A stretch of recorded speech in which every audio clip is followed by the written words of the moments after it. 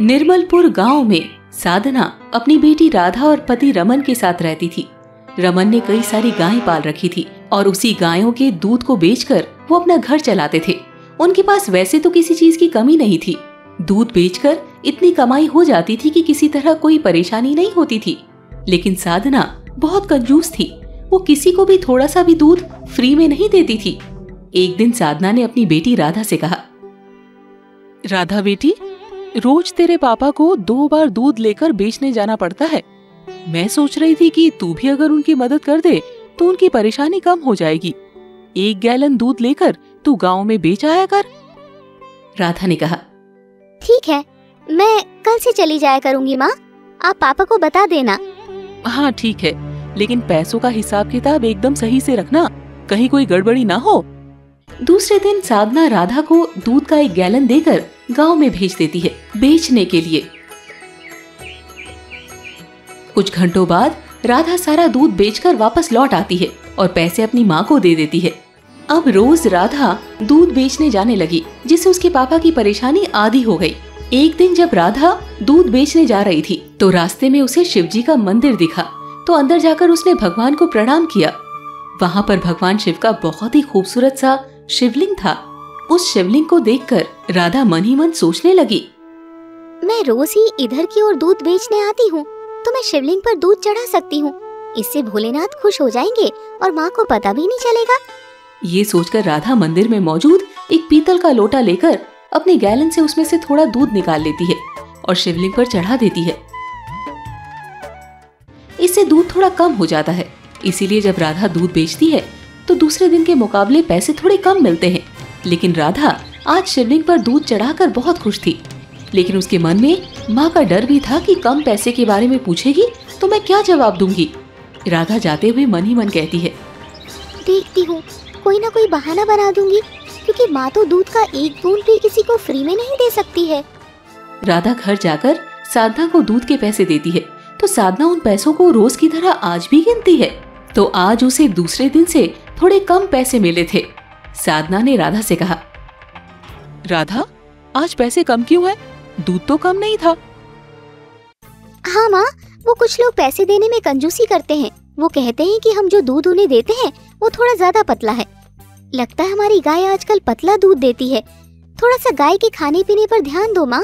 अच्छा, ऐसी बात है क्या? लेकिन आज तक तुम्हारे पापा के साथ तो ऐसा नहीं हुआ। मैंने कहा तो माँ, कुछ लोग होते हैं जो चिड़चिड़ करते हैं। जाने दो ना। ये कहकर राधा अंदर चली जाती है। अब राधा रोज मंदिर में जाकर शिवलिंग पर दूध चढ़ाने लगी। लेकिन कुछ दिनों के बाद राधा के पापा रमन की तबीयत खराब हो गई, जिसकी वजह से वो दूध बेचने नहीं जा सकता था। इसीलिए साधना ने राधा से कहा, राधा, तेरे पापा की तबीयत जब तक ठीक होती है मैं भी तुम्हारे साथ ही चलकर दूध बेच आया करूंगी। तेरे पापा की तरह मैं अकेली नहीं जाना चाहती। ठीक है माँ। दूसरे दिन राधा के साथ साधना भी दूध बेचने निकली।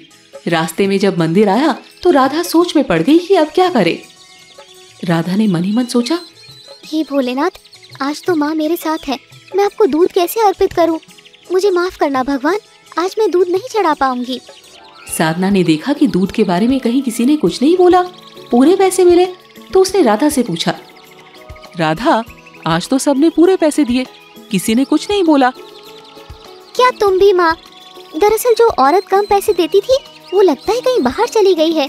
उसके बदले किसी और ने दूध लिया, इसीलिए उसने पूरे पैसे दे दिए। कई दिनों तक ऐसा ही चलता रहा। तब एक दिन रात को भगवान शिव और माता पार्वती राधा के सपने में आए। द्वार पर से भगवान शिव ने आवाज लगाई, राधा, ओ राधा, तुम हमें कई दिनों से दूध देने क्यों नहीं आ रही हो? हम तुम्हारे इंतजार में भूखे रह जाते हैं। कई दिन हो गए, हमें किसी ने दूध नहीं दिया। तभी राधा ने कहा, मुझे माफ कर दीजिए भगवान, मैं आपको दूध देने नहीं आ पा रही हूँ। पापा बीमार हो गए हैं ना, मैं बहुत परेशान हूँ। क्या करूँ, कुछ समझ नहीं आ रहा है। मुझे माफ कर दीजिए भगवान, मेरी वजह से आपको भूखा रहना पड़ रहा है। तभी शिवजी ने कहा, बेटी, तुम चिंता मत करो। आज से तुम्हारी सारी परेशानी हमारी। अब तुम्हें किसी प्रकार की कोई तकलीफ नहीं होगी। हमेशा दूसरों की मदद करना, कभी किसी बात का अहंकार मत करना। इसके बाद भगवान शिव और माता पार्वती अंतर ध्यान हो जाते हैं। तभी राधा की नींद खुल जाती है। राधा मन ही मन कहती है, हे भगवान, आपको मेरी वजह से भूखा रहना पड़ रहा है। मैं कैसे भी करके कल आपको दूध जरूर दूंगी, चाहे इसके लिए माँ मुझे कोई भी सजा क्यों न दे। राधा रात भर ठीक से सो नहीं पाई। सुबह को जब वो उठी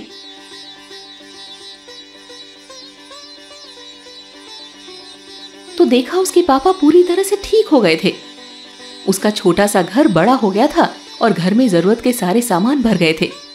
ये सब देखकर राधा और उसके माँ पापा काफी आश्चर्यचकित हो रहे थे। तब राधा उन दोनों को भगवान शिव और माता पार्वती के सपने के बारे में बताती है और ये भी बताया कि किस तरह से वो रोज उन्हें दूध चढ़ाने जाती थी। ये सब सुनकर साधना को अपनी कंजूसी पर बहुत पछतावा हो रहा था। वो तीनों मिलकर मंदिर जाते हैं और भगवान से अपनी गलती के लिए माफी मांगते हैं। साधना कहती है, हे भगवान, मुझे क्षमा कर दीजिए। मेरी कंजूसी की वजह से राधा ने आपको दूध नहीं दिया और आपको भूखा रहना पड़ा। लेकिन भगवान, आज के बाद से ऐसा कभी नहीं होगा।